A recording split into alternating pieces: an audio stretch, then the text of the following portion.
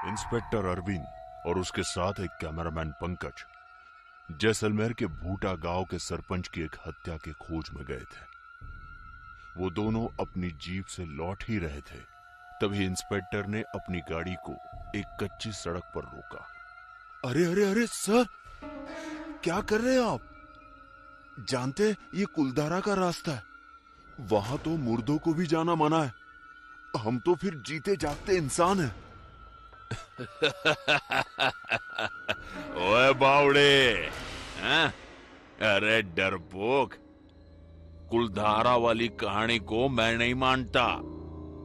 ओए बावड़े, मुझे एक बात बता, आज तक के इतिहास में ऐसा कभी हुआ है कि रातों रात एक अकेला गांव भी खाली हुआ हो? अरे कोई दूसरी वजह होगी, लोगों ने मसाला देकर इतने डरावने अंदाज में इस बात को बता दिया। अरे मैं तो दावे के साथ कह सकता हूँ उस गांव में बहुत खजाने होंगे, क्योंकि वो अंग्रेजी के शासन काल से है। ऐसे में वहां कोई जाने की हिम्मत न करे, इसीलिए इन अफवाहों को फैलाया गया है। समझा बावड़े? वो सब ठीक है सर, लेकिन हम वहां क्यों जा रहे हैं? पंकज डरे हुए अंदाज में बोला। अबे क्या है ना कि गाड़ी में डीजल खत्म हो रहा है, ऊपर से रात भी बहुत हो गई है। कुलधारा पार करने के तुरंत बाद हम कठिनगंज में रहेंगे और आज रात वही हॉस्टल में गुजारेंगे। हाँ? बस 5-7 किलोमीटर की दूरी तो तय करनी है। अब भले वो कुलधारा के अंदर से गुजरना हो। अरे अरे मालिक, ये क्या कह रहे हैं आप? कुलधारा के अंदर जाएंगे, वो भी रात के 12 बजे? मैं कह रहा हूं हमारी आत्मा तक का पता नहीं चल पाएगा। देखो देखो मालिक, मैं कह रहा हूं। पंकज के लाख समझाने के बाद भी इंस्पेक्टर अरविंद पर उसके किसी भी बात का कोई असर नहीं हुआ, और होगा भी क्यों, क्योंकि अरविंद का बस एक हफ्ते पहले ही इस शहर में तबादला हुआ है, और वो जिस शहर से आया है वहां भूत प्रेतों को सिर्फ किस्से कहानियों तक ही रखा जाता है। लेकिन एक बात और भी थी कि अरविंद खुद भी कुलधारा के इतिहास और वर्तमान से अनजान था। वो जितना हल्के में इस सच्चाई को ले रहा था, उससे कई गुना भयंकर इसका सच था। खैर, अरविंद जीप को मोड़ लेता है और अपना समय और मेहनत बचाने के लिए अब उसकी जीप दाखिल हो जाती है कुलधारा के अंदर। यार, ये तो गांव तो भूल-भुलैया जैसे लग रहा है। हर जगह पर मोड़ है, रास्ते का कुछ पता ही नहीं चल रहा। अरविंद खुद से बड़बड़ाए जा रहा था। तभी सामने अरविंद को एक चाय की टपरी दिखती है, जहां कुछ लोग बैठे थे। अरविंद हंसने लगता है और कहता है, अरे बावड़े, देख लिया सच्चाई। तुम क्या कह रहे थे? इस गांव में परिंदा भी पर नहीं मारेगा। सामने देखो, क्या ये कोई इंसान नहीं है? नहीं, पंकज डरते हुए कहता है। क्या मतलब? ये बात तो मुझे भी समझ में नहीं आ रही है कि आखिर इस गांव में इंसान कैसे दिखाई पड़ रहे हैं। अब भी तुम उन बातों को सच मान रहे हो जिसे उन गांव वालों ने फैलाई है। खैर, तुम रुको, मैं उनको कठिनगंज का रास्ता पूछ कर आता हूं। अरे अरे सर सर सर रुकिए सर, कहां जा रहे हो आप? सर सर, वो सब कब्र से निकले हुए मुर्दे हैं, भागो जल्दी सर। पंकज जीप के अंदर से ही आवाज लगाता है। अरविंद तब तक जीप से थोड़ा दूर निकल चुका था और पंकज की बातों को अनदेखा करता हुआ वो सीधा उस चाय की टपरी पर पहुंचता है। चाय की टपरी पर बैठे कुछ अजीब लोग, ओए हेलो, मैं इंस्पेक्टर अरविंद नया नया आया हूं। क्या आप मुझे बता सकते हैं कठिनगंज चौराहा कहाँ मिलता है? दरअसल मैं थोड़ा खो गया हूं यहाँ। अरविंद की बात बस लोग सुन रहे थे, लेकिन इनमें से किसी ने भी कोई आवाज नहीं दिया। अरविंद इस बार थोड़ा चिढ़ गया और बोला, क्या तुम लोगों ने सुना मैंने क्या कहा? मुझे कठिनगंज जाना है। क्या सीधा निकलता है वो चौराहा? ओए भाई, काहे मरने चले आए साहब? अब आपका काफिला कठिनगंज का नहीं, कब्रिस्तान के आखिरी कब्र का तय होगा। तो क्या करेंगे रास्ता जानकर? मतलब मैं भला कब्रिस्तान में क्यों जाऊंगा? अरविंद हल्के से बोल पड़ा। मतलब यही कि जहां भगवान की ताकतें भी नाकाम हो जाती है, वो जगह है कुलधारा। यहां सिर्फ आने का रास्ता है, जाने का नहीं। तभी अरविंद का फोन बज उठता है। अरे अरे सर, मुर्दों से फिजूल बातें करके आप खुद मौत को जल्दी बुला रहे हैं। एक बात का शायद आपको ख्याल नहीं आ रहा, आज अमावस्या की रात है। आज कुदरत का नहीं, प्रेतों का कहर बोलता है। गाड़ी में जल्दी आइए, तुरंत निकलिए। अरविंद जीप की तरफ मुड़ता हुआ जाने लगता है। वो जीप के पास पहुंचता ही था कि तभी पीछे से एक आवाज आती है। तुम्हारा इंतजार कर रही है इंस्पेक्टर।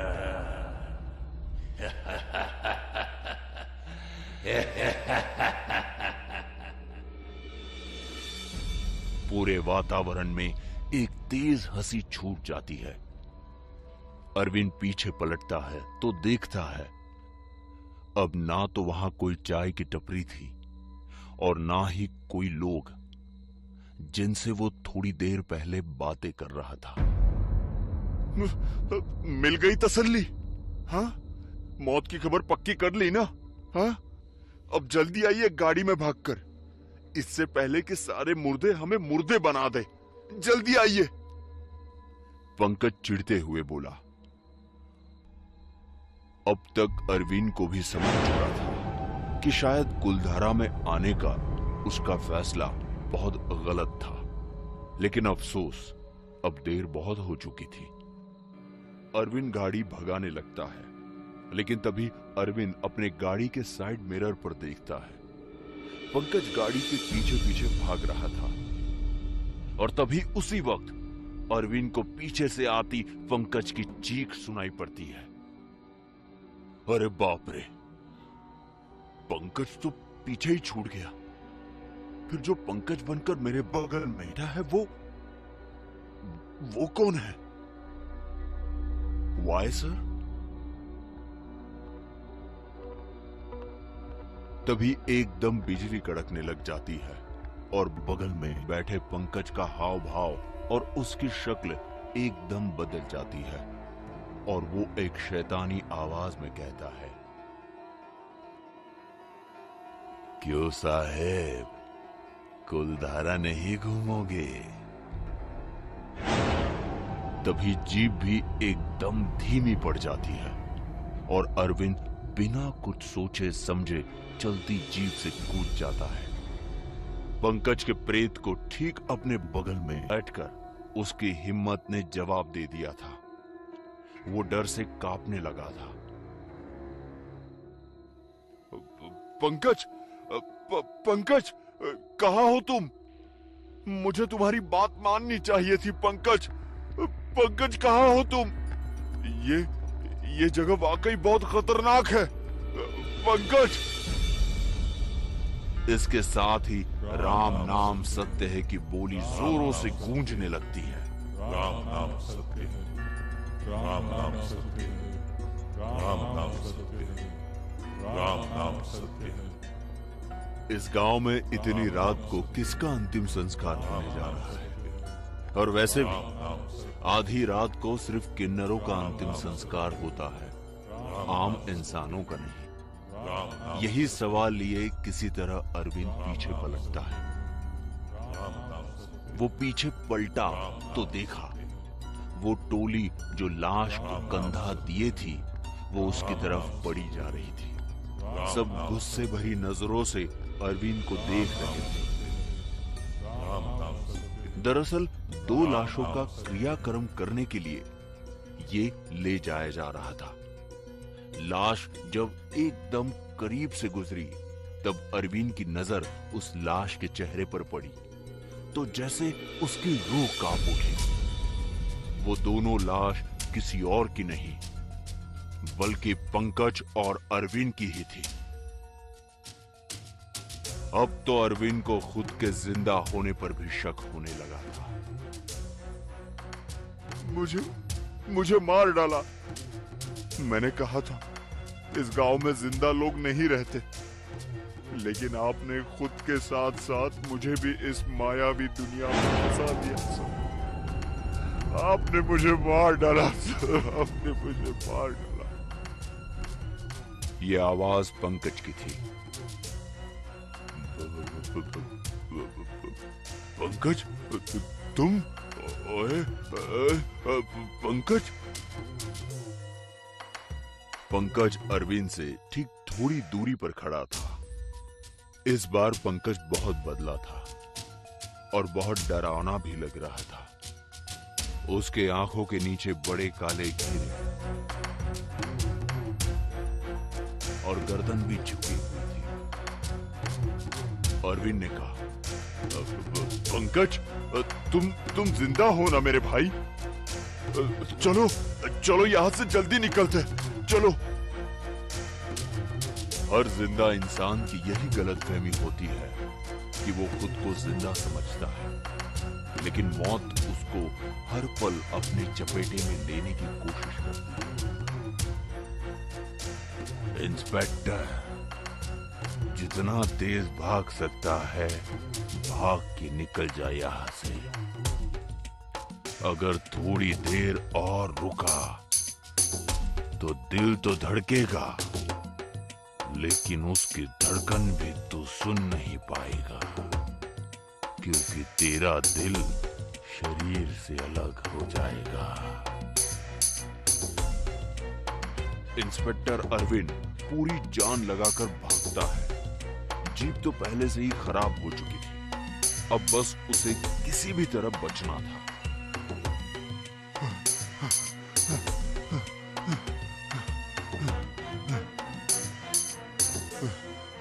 कुलधारा इतनी खतरनाक है, मैंने कभी सपने में भी नहीं सोचा था।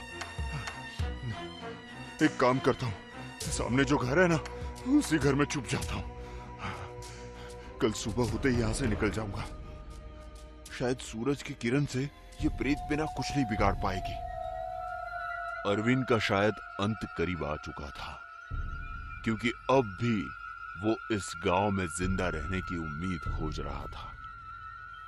वो कहते हैं ना, विनाशकाली विपरीत बुद्धि।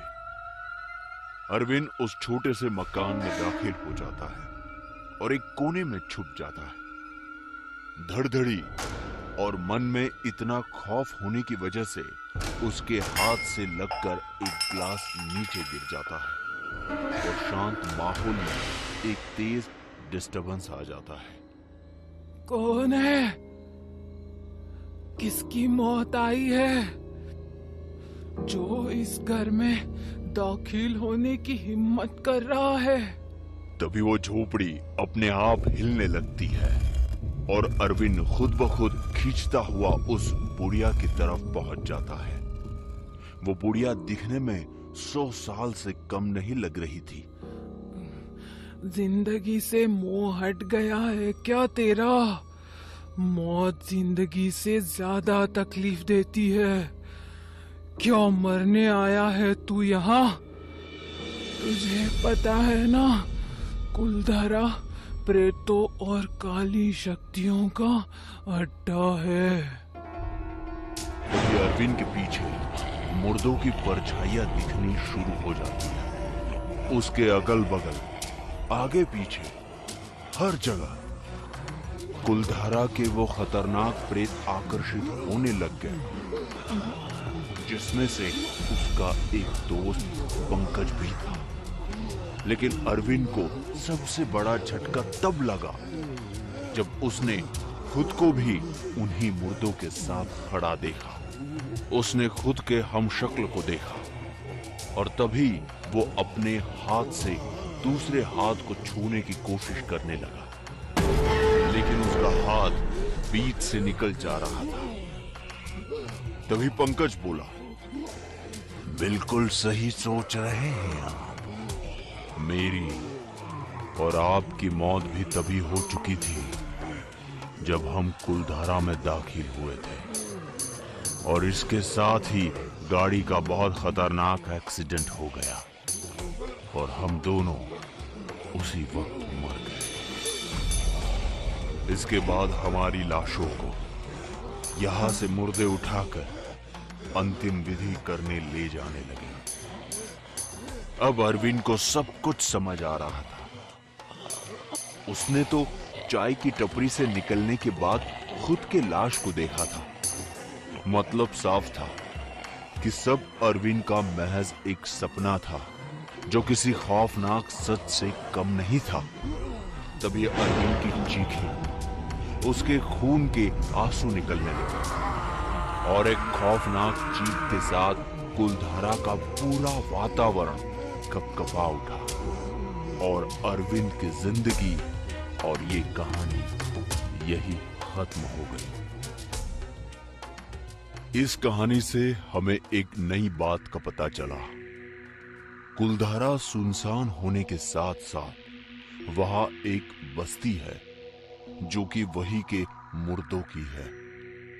वहां भी जिंदगी आम गुजर रही है, बिल्कुल हमारी तरह। बस फर्क इतना ही है कि यहां जिंदा लोग रहते हैं और वहां मरे हुए जिंदा लाश बनकर। ना तो फिर कभी पंकज का पता चल पाया और न ही अरविंद का। कुलधारा के श्राप पर एक बार फिर रोशनी पड़ी और अब यह साफ हो गया है कि कुलधारा मुर्दों का गांव है, जहां जो भूला भटका चला जाता है वो वही का होकर रह जाता है और मौत के बाद भी भटकता रह जाता है।